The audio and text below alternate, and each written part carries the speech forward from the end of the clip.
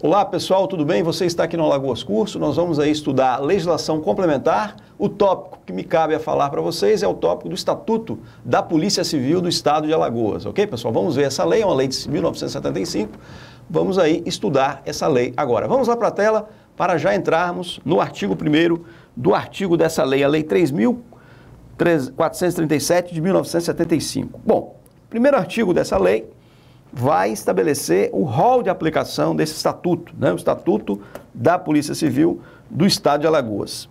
O artigo 1º diz: fica instituído pelo presente estatuto o regime jurídico dos funcionários civis da Polícia Civil do Estado de Alagoas. Esse regime jurídico, ora instituído por essa lei de 1975, ele vai ser compelido, ou seja, ele vai ser formado pelas normas especiais, né, objeto dessa lei, pelas normas gerais constantes do Estatuto dos Funcionários Públicos Civis do Estado de Alagoas e pela legislação subsequente. Então, veja pessoal, o rol de aplicação desse estatuto. Esse estatuto, logicamente, vai se aplicar a todo policial civil do Estado de Alagoas. E ele vai ser regido por essa lei específica, pelo estatuto, de forma supletiva também, o Estatuto dos Servidores Públicos do Estado de Alagoas e também pelas normas subsequentes que fizerem alteração dessas leis. Vamos lá agora para o artigo 2º dessa lei, já entrando na situação.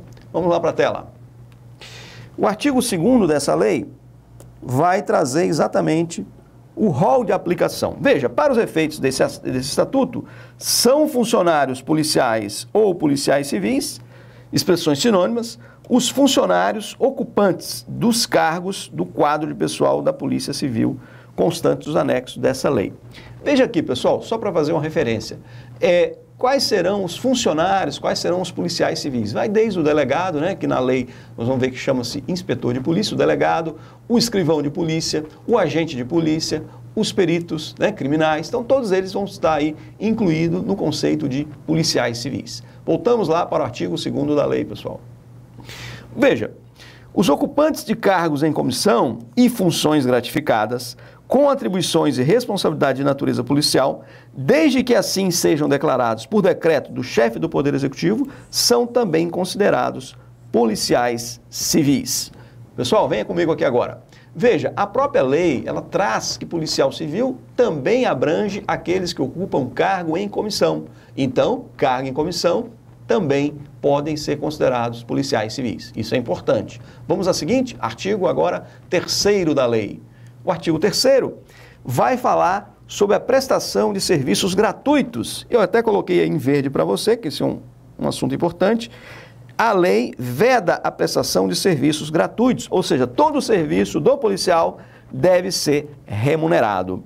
E se no passado ele prestou algum serviço gratuito, o que a lei diz? O tempo de serviço gratuito só é computável se anterior ao Estatuto dos Funcionários Públicos Civis do Estado. Ainda o anterior, né, de 1954, porque hoje nós já temos um estatuto posterior a 88. Então veja aqui, pessoal, o que a lei diz? É vedada a prestação de serviço gratuito, ou seja, qualquer serviço que o servidor policial prestar, ele deve ser remunerado.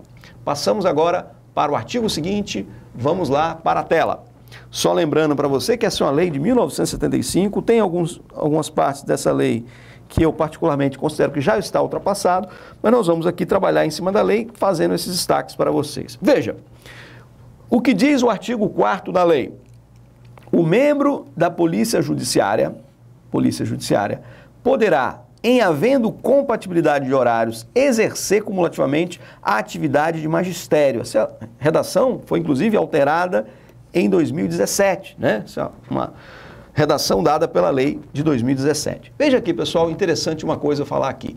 A polícia judiciária é aquela polícia que vai investigar, a polícia que vai apurar os crimes, né? Um crime é cometido, a polícia civil, que atua aí como polícia judiciária, vai abrir o inquérito criminal ali para investigar esse crime e apurar ali a autoria e a materialidade, aí depois remeter o inquérito para o Ministério Público, que vai ajuizar a ação penal, se for o caso. Veja, quando o policial, ele pode exercer atividade de magistério, ou seja, ele pode exercer atividade de professor? Pode. A lei estabeleceu essa possibilidade, ok? Vamos lá, novamente, para esse artigo 4º, para deixar claro isso aí para vocês. Veja, o membro da Polícia Judiciária poderá, em havendo compatibilidade de horário, exercer cumulativamente a atividade de magistério, né? Ele pode ser professor. O que diz o parágrafo único da lei? Para fins dos dispostos nessa lei, considera-se como atividade técnica aquela que corresponde à profissão de nível médio ou superior de ensino, sujeita à habilitação em curso oficial ou reconhecido. Então veja, um agente de polícia é considerado uma atividade técnica, ele pode sim exercer uma atividade de professor de magistério. Isso não vai configurar acumulação indevida de cargos, ok? Logicamente que deve haver compatibilidade de horários. Passamos lá, pessoal, para o próximo artigo. Próximo artigo é o artigo 5º, artigo fundamental também. A Polícia Civil fundamenta-se na hierarquia e na disciplina. Hierarquia e disciplina. Veja, o parágrafo único vai dizer: a precedência estabelece-se basicamente pela subordinação funcional, subordinação da ideia de hierarquia, né, observada a ordem estabelecida no artigo 67, que nós vamos ver mais adiante. Então veja aqui, pessoal, hierarquia e disciplina são fundamentais na atividade de polícia civil também.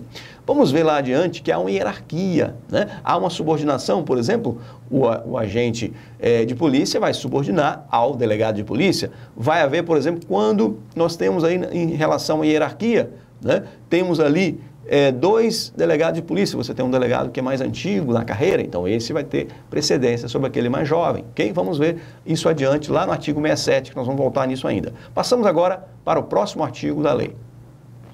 Veja o que diz o artigo 6º. A Polícia Civil do Estado de Alagoas é subordinada diretamente, para todos os efeitos, à Secretaria de Segurança Pública, SSP.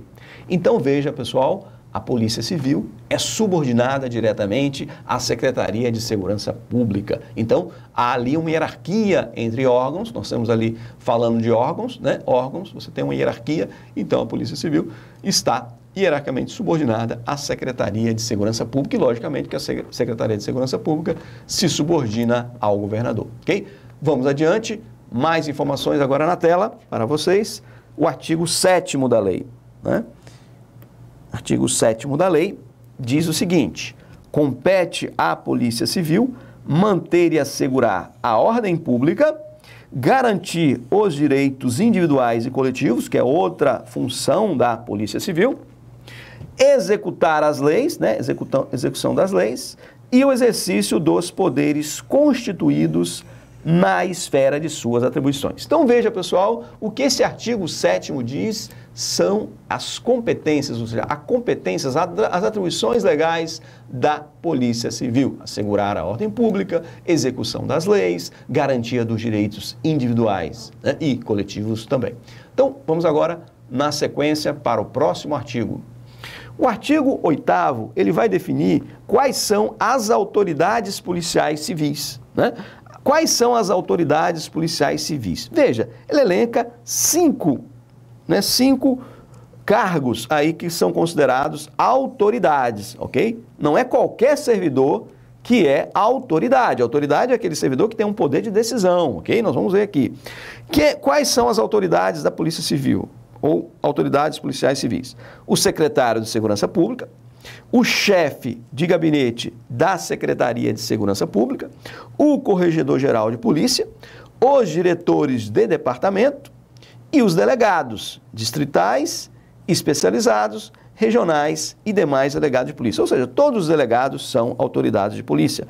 Depois os corregedores, os diretores de departamento, chefe de gabinete e o secretário de Segurança Pública. Veja, pessoal, esse é um artigo que tem cara de prova. Autoridades não são todos os servidores. Então, por exemplo, não podemos falar, o agente de polícia não é considerado uma autoridade. A autoridade é o delegado, para cima, o delegado, o chefe de departamento, o corregedor, o secretário de segurança, o chefe do gabinete, o secretário de segurança, esses sim são considerados autoridades policiais civis, ok? Vamos lá para o próximo artigo, para nós definirmos aí a questão dos auxiliares imediatos e dos agentes destas autoridades. Bom, em primeiro lugar, o artigo 9º vai dizer: são auxiliares imediatos das autoridades policiais, né? Autoridades policiais, nós já vimos agora, o secretário de segurança, o chefe de gabinete da secretaria, ok? Então, os auxiliares imediatos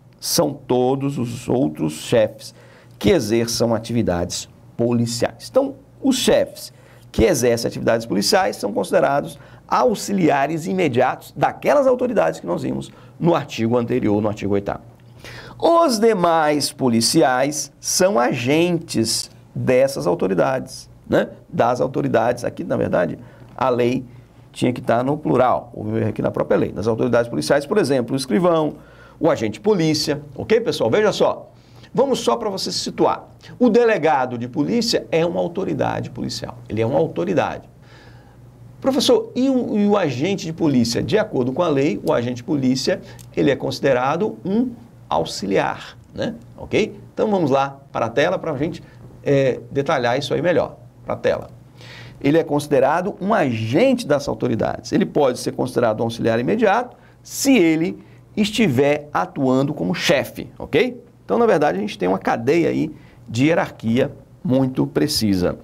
O artigo 10º vai falar o seguinte: as atividades de polícia preventiva e judiciária são exercidas pela Polícia Civil, dentro dos limites de suas atribuições, competência e jurisdição. Então veja, é importante aqui, a polícia preventiva e a polícia judiciária. A polícia judiciária, ela vai atuar naquelas situações em que um crime já ocorreu, vai precisar de fazer uma investigação, uma apuração da autoria e de materialidade, e ali, nesse inquérito criminal, vai ser apurado essa situação, ok? Vai ser apurada a autoria e a materialidade do crime, e aí sim poder gerar uma ação penal. Então, polícia civil exerce qual? A polícia preventiva, aquela de prevenção ao crime, de combate ao crime, e também a polícia judiciária, ok? Passamos para a tela para um próximo artigo, que a lei, ela não é uma lei pequena, é uma lei grande. Eu vou destacar para vocês aqui os principais artigos aí que tem cara de prova, ok? O artigo 11 diz o seguinte: a função policial caracteriza-se pelo dever de determinar, fiscalizar e executar ordens ou missões de natureza policial. Então veja, fiscalizar, executar o que? Ordens ou missões de natureza policial. Então, digamos que missão dada é missão cumprida, né? A função policial abrange fiscalizar e executar ordens ou missões de natureza policial, ok? Então, pessoal, não tem maiores detalhes esse artigo, né? Literal, a função policial envolve o quê? Executar, cumprir ordens, missões, né? Fiscalizar também, até porque fiscalização envolve aí a questão criminal, né? Fiscalizar aquele crime, verificar o que a gente chama de investigação, ok? Vamos agora passar para o próximo item, o próximo artigo aí do nosso Estatuto da Polícia Civil do Estado de Alagoas. Veja, esse artigo 15 vai trazer as atribuições básicas, ainda no termo utilizado pela lei, inspetor de polícia. Na verdade, o inspetor hoje é o delegado de polícia, né? É o delegado. Antigamente se falava em inspetor. O delegado de polícia, quais são as suas atribuições? Dirigir órgãos executivos de operações policiais, chefiar a execução ou executar investigações relacionadas à prevenção e à repressão de ilícitos criminais. Ilícitos criminais são crimes, né? Tanto na prevenção como na repressão, instaurar e presidir inquéritos policiais, inquéritos criminais, processos contravencionais, né? Porque também ele investiga não só os crimes, mas também as contravenções, né? Chamado aí de crimes pequenos, né? As contravenções, os ilícitos penais. Pessoal, veja só, quando você estuda lá no direito penal, você vê ilícitos penais, são os crimes e as contravenções, né? Logicamente, que a autoridade policial, o delegado de polícia, ele vai investigar os dois, né? Todos os ilícitos criminais. Na verdade, a atuação de repressão e de prevenção aos ilícitos penais, aos ilícitos criminais. Vamos lá para a tela, mais atribuições aí do inspetor de polícia ou delegado de polícia. Formalizar a prisão em flagrante, informar pedidos de habeas corpus, né, quando alguém tem a sua liberdade ali restrita, né, por um ato do delegado, logicamente que o juiz pode pedir informações ali e o delegado tem que prestar para que se analise aquele pedido de aquele habeas corpus. Representar, ou seja, fazer pedidos perante a autoridade judiciária, né, perante o juiz, sobre a necessidade ou ocorrência de prisão preventiva de indiciados em inquéritos. Ele pode requerer a prisão preventiva de um investigado, de um indiciado, né? Isso se requer perante o juiz, que é o juiz que vai determinar essa prisão preventiva, né? Executar missões de caráter sigiloso e ações de interesse da segurança. O parágrafo único vai dizer, para o provimento de cargo de inspetor de polícia, existe habilitação no curso de Direito. O bacharel em Direito, né, pessoal? Veja só comigo. Digamos, a atividade do delegado de polícia, ela é direcionada, o cargo é um cargo exclusivo daqueles que possuem o curso superior de Direito, né? Um bacharel em Direito. Passamos agora para outras atribuições, vamos ver agora as atribuições aí do escrivão de polícia. O artigo 16 da lei traz quais são essas atribuições direcionadas aí ao escrivão de polícia, né? Quais são as atribuições básicas, a competência básica do escrivão de polícia? Supervisionar e fiscalizar trabalhos de cartórios, né? Autuar os inquéritos e processos iniciados, distribuindo-os aos escrivães auxiliares, prestar todas as informações quando solicitadas por autoridades policiais, por exemplo, pelo delegado, né? Executar quando necessário e em quaisquer circunstâncias, as atribuições do escrivão auxiliar de polícia, porque o auxiliar está abaixo dele, então ele pode ali avocar a atribuição do seu subordinado. Esse parágrafo único, pessoal, eu vou chamar a atenção aqui, vou chamar a atenção para vocês, veja, para provimento do cargo de escrivão de polícia, se exige a conclusão do ensino de 2º grau equivalente. Hoje, no concurso, nós sabemos, né, veja aqui, hoje nós sabemos que se exige um nível superior, né, tanto para o escrivão como para o agente também. Então, a lei ainda está defasada nessa parte aí. Então, nós temos que ver como é que vem o contexto da prova, né? Acho que até seria inviável a banca cobrar isso, porque a gente sabe que essa questão referente ao nível já está superada, mas ainda continua lá no Estatuto. O Estatuto precisaria de um enxugamento, de uma melhor aí, de uma releitura para se excluir aquelas matérias que já estão superadas, ok? Vamos lá agora para o próximo artigo, para a gente olhar as funções, as atribuições do agente de polícia. Bom, o agente de polícia, ele tem quais atribuições? Dirigir equipes de policiais incumbidos de tarefas policiais, instruir e orientar os policiais sob sua chefia, executar, quando necessário, todas as tarefas atribuídas ao auxiliar de polícia, porque o auxiliar está abaixo dele, então ele pode avocar aquelas tarefas, aquelas atribuições. E, da mesma forma, como eu falei no parágrafo único do artigo anterior, para o provimento do cargo de agente de polícia, se exige a conclusão do ensino de 2º grau ou equivalente, mas hoje se exige nível superior também para esse cargo.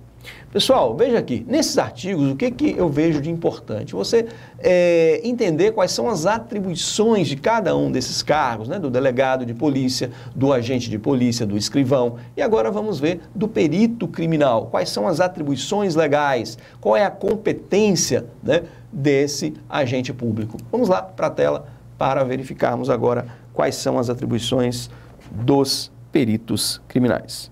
Veja, isso está lá no artigo de número 21. São atribuições básicas do perito criminal: proceder exames periciais em local de infração penal, realizar exames em documentos, cópias e grafotécnicos, em material gráfico de qualquer natureza, nem verificar se quem é que fez a assinatura daquele cheque, né? Esse exame grafotécnico, quem faz é o perito criminal. Fazer perícias contábeis, né? Um perito criminal aí, contabilista, né? Da área de contabilidade, ele faz perícia contábil. Proceder à análise química, minerais e orgânicas, né? No caso, vamos supor, uma investigação sobre droga, aquilo tem que ter uma análise química, verificar se aquela mancha no chão é sangue realmente, isso exige uma análise química, né? Aí tem um perito criminal para fazer essa investigação. Executar trabalhos referentes a pesquisas no terreno da criminalística. Então veja, pessoal, o aparato da Polícia Civil, né, conta aí com vários cargos e dentre eles, obviamente, o perito criminal. O perito criminal, ele está aí dentro dos cargos direcionados à Polícia Civil, ok? Vamos agora para a tela para a gente seguir em mais detalhes. Agora nós vamos falar como esses cargos são providos, né? Como se dá o provimento dos cargos no âmbito da Polícia Civil. Pessoal, veja só. Só um esclarecimento para vocês, lembrar lá do direito administrativo, o provimento é aquilo que faz com que o servidor ingresse naquele cargo. A forma do servidor ingressar naquele cargo, qual é a forma de provimento? Logicamente que a forma de provimento básica, originária, é a nomeação. O servidor nomeado, né, seja para um cargo em comissão, seja para um cargo efetivo, ele é nomeado para ocupar aquele cargo. Nós falamos que essa nomeação é um ato de provimento, né? É um ato que permite que aquele servidor ingresse num determinado cargo. Então, nós vamos ver aqui quais são as formas de provimento nesse artigo que nós já começamos a ver. Vamos lá para a tela, para o artigo 36 da lei. Veja, os cargos de natureza policial são providos por quais hipóteses? Veja, nomeação, promoção, acesso, reintegração, aproveitamento, reversão e transferência. Eu só chamo a atenção aqui que hoje, de acordo com a Constituição, ficaria prejudicado, no meu modo de ver, o acesso e a transferência, que seriam vedadas pela Constituição, né? Porque hoje todo o ingresso, veja só, pessoal, o que eu vou querer dizer. Todo ingresso num cargo público, pela primeira vez, num cargo público efetivo, por exemplo, você tem que ter um concurso público. Então, vamos supor, hoje, para um agente de polícia, para um escrivão, ele quer virar delegado da polícia. Ora, ele tem que fazer um concurso. Antigamente, um escrivão ou um agente que atendia algumas condições, né, fazia ali um concurso interno, ele poderia virar delegado se ele tivesse o curso de bacharel em Direito, se ele fosse formado em Direito. Hoje isso não é mais permitido, tá ok? Não é mais permitido hoje o acesso e a transferência. Só como eu falei para vocês, nós, numa prova de concurso, o sujeito fala, nos termos do estatuto, aí ele amarra a questão. Então, só estou chamando a atenção para vocês que hoje não se poderia ter o acesso e a transferência. Agora, numa questão, ele vem, nos termos do estatuto, aí ele amarra a questão, né? Eu acho que a banca, uma banca que realmente tem uma preocupação com isso, ela não deveria cobrar questões que pudessem gerar dúvida daquelas hipóteses em que está violando a Constituição, tá? Só orientando para vocês que consta no estatuto, mas no meu modo de ver, fere a Constituição, porque o estatuto é de 1975, né? Aí 12, 13 anos antes da Constituição Federal de 88, e a Constituição Federal de 88 estabelece o concurso público para ingresso. Então, hoje, um delegado, para ele ingressar, ele tem que fazer concurso. Não pode, por exemplo, um agente de polícia ou um escrivão virar delegado sem um concurso, ok? Vamos lá para a tela para a gente verificar nos termos da lei, mais uma vez. Esses são as formas de provimento, tá? Chamadas formas de provimento, ok? Vou colocar aqui para você. Alguns são originários, né? A nomeação, desculpa, é originária. Os demais são formas derivadas. Promoção, acesso, reintegração, aproveitamento, reversão e transferência. Vamos lá para a tela, para o artigo 37, para a gente estudar a questão referente à nomeação, né? A nomeação pode se dar facial exclusivamente em cargo efetivo, quando se tratar de cargo integrante de classe única ou inicial de série de classes, né? Um cargo que só tem uma classe, né? Ou então um cargo que tem uma série de classes, né? Aquela famosa hierarquia. O cara entra aqui num patamar e vai subindo por promoção até chegar na classe final, né? Então o cargo efetivo, ele pode ser um cargo efetivo que só tem uma classe, né? O que a gente chama de cargo isolado, ou então ele tem várias classes, então ele ingressa na classe inicial. Pessoal, só lembrar de uma coisinha aqui rápida, básica. Cargo efetivo é aquele cargo que vai gerar o quê? Estabilidade, depois de cumprir o estágio probatório. É aquele cargo que depende de concurso para ingresso, ok? Cargo efetivo só se ingressa mediante concurso público. Cargo efetivo vai gerar estabilidade depois do cumprimento do chamado estágio probatório. Cargo em comissão não precisa de concurso público para ingresso, não necessita de concurso, a nomeação é livre, livre nomeação, mas também a exoneração é livre, não há não há uma estabilidade, né, no caso do cargo em comissão, ok? Questões básicas aí só para você lembrar. Vamos lá para o artigo, mais uma vez, para falar da nomeação. Então, a nomeação, ela pode se dar em caráter efetivo, quando se tratar de cargo integrante de classe única, ou então esse cargo que a gente chama de carreira, né? Que é o cargo que tem escalonamento, que a pessoa vai subindo aqui na vida. Ou então, a nomeação também é possível no cargo em comissão, quando se tratar de cargo isolado, que em virtude da lei assim deva ser provido. Então, mais uma vez destacando para vocês, dentro do Estatuto da Polícia Civil, se permite a nomeação tanto para cargo efetivo como para cargo em comissão. Cargo em comissão é um cargo que não precisa de concurso público para ingresso, livre nomeação e livre exoneração. Que a gente fala de exoneração ad nutum, né? Livremente pode ser exonerado a qualquer momento, independentemente de qualquer justificativa. Não precisa nem de motivar o ato de exoneração.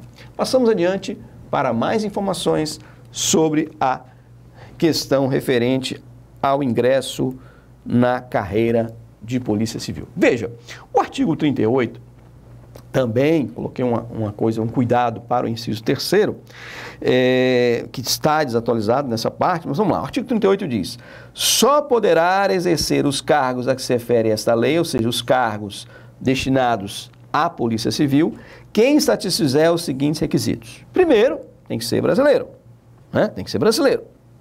Segundo, tem que ter completado 18 anos de idade, até aí nenhuma novidade. Agora, no terceiro, eu vou chamar a atenção para vocês, vou falar o que é, mas vou chamar a atenção para vocês. Veja, o Estatuto de 1975, ele estabeleceu uma idade máxima para ingresso, ter no máximo 30 anos de idade. No máximo 30 anos de idade, se não for funcionário público ou não se tratar de cargo em comissão. Veja aqui, pessoal, muito cuidado com isso. De acordo com o Estatuto, a idade máxima para ingresso na Polícia Civil, 30 anos. Salvo se a pessoa já era funcionária pública, ela pode fazer a prova, ou então para ocupar um cargo em comissão. Eu vou adiantar para vocês logo uma coisa. No concurso passado, foi cobrado este item, do jeito que está aí, literalmente. Veja, pessoal, hoje, de acordo com a Constituição Federal, de acordo com o que nós sabemos, essa limitação, ela não existe mais. Tanto que você aí sabe que pode fazer o concurso mesmo não tendo a idade máxima, tendo uma idade superior a 30 anos. Mas cuidado, nos termos do Estatuto, eu falei, a banca acaba blindando a questão, né?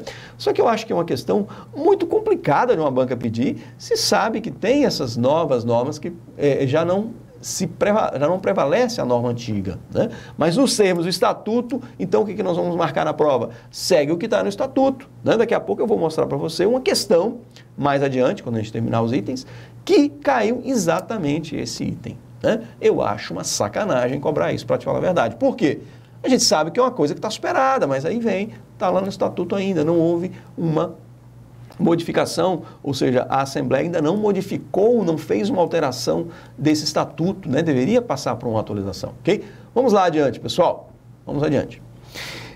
Além disso, estar em gozo dos direitos políticos, né? É uma outra exigência. Mais o que? Estar quite com as obrigações militares, é uma outra exigência. Estar quite com as obrigações eleitorais, mais uma exigência.